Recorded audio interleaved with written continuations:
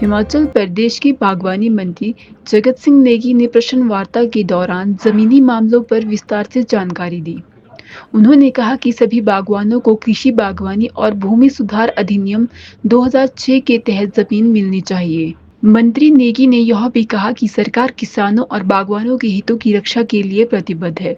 उन्होंने आश्वासन दिया कि सरकार इस विषय पर उचित कदम उठाएगी ताकि बागवानों को उनका हक मिल सके। वन अधिकार अधिनियम 2006 ये कानून 2006 में जब केंद्र में यूपी की गठबंधन सरकार थी, डॉक्टर मनमोहन सिंह जी देश के प्रधानमंत्री थे, उस समय इस कानून का जो है देश में लागू किया गया। ये 2008 में पूरे देश में इसका जो है नोटिफिकेशन हुआ और उसके बाद आज बहुत सारे प्रदेशों में हजारों बीघे जो है ज़मीन इसके तहत जनजातियों को भी और जो गैर जनजाति क्षेत्र में जो अन्य पारंपरिक एवं ये जो है निवासी वन पे रहते हैं उनको भी ये भूमि प्रदान की गई है। अभी हमने हिमाचल प्रदेश में जब से हमारी कांग्रेस की सरकार बनी है, हमने इसको जो है जनजातीय क्षेत्रों में तो विशेषकर जो है बहुत सारे जो है कार्यशालाओं के माध्यम से लोगों को जागृत भी किया है और इस पे काफ़ी अच्छा काम भी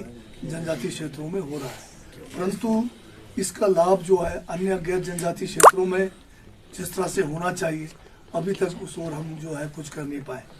आज आपके माध्यम से मैं जो है विशेषकर प्रदेश के सभी जो है लोगों से ये आग्रह करना चाहता हूँ कि इस कानून का आप जो है भरपूर जो है फ़ायदा उठाए और जो एक पैसा बगैर कोई खर्च किए आपके जो हक है, सदियों से आप जिस भूमि पर अपना जीवन निर्वाह कर रहे हैं उसका मालिकाना हक आप पा सकते हैं।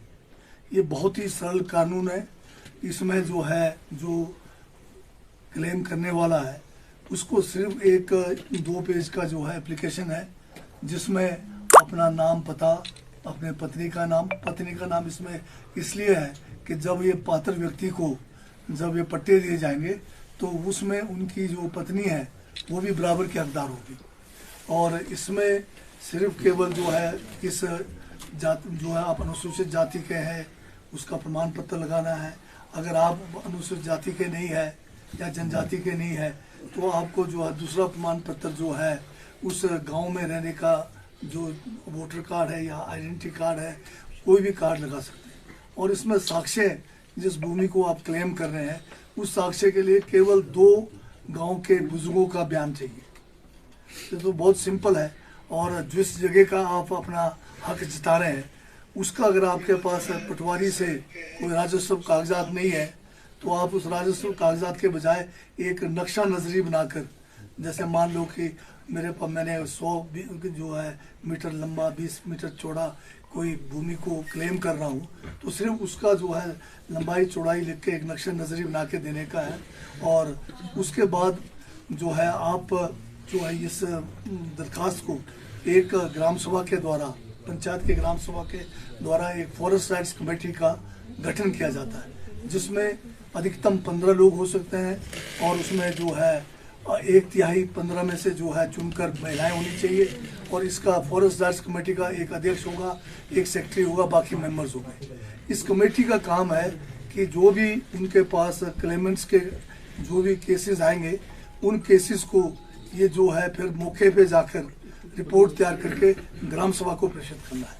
अब इनको मौके पे जाके जो रिपोर्ट तैयार करना है उसके लिए भी प्रपत्र बना हुआ है, फॉर्म बना हुआ है। उस फॉर्म के तहत उन्होंने सारी रिपोर्ट उसमें देनी है। इसमें पटवारी और जो हमारा वन अधिकारी होता है, फॉरेस्ट गार्ड, इनको भी इसमें जो है नंबर शामिल किया गया है। ये जो कमेटी जो बनाई गई है आपकी फॉरेस्ट राइट्स कमेटी, इस कमेटी के द्वारा एक लिखित सूचना जो है पटवारी और जो हमारा फॉरेस्ट गार्ड है उसको दी जाएगी और वो जो है सूचना मिलने पर जो तारीख मुकर्रर की गई है उस दिन उनको अनिवार्य रूप से इस कमेटी के साथ जो है मौके पे जो प्रार्थी है उनके क्लेम्स को जो है मौके पे वेरीफाई करना होता है। इसमें अगर पटवारी या गार्ड किसी कारण ना आ सके उनको जो है रिटर्न में इस कमेटी को बोलना पड़ेगा।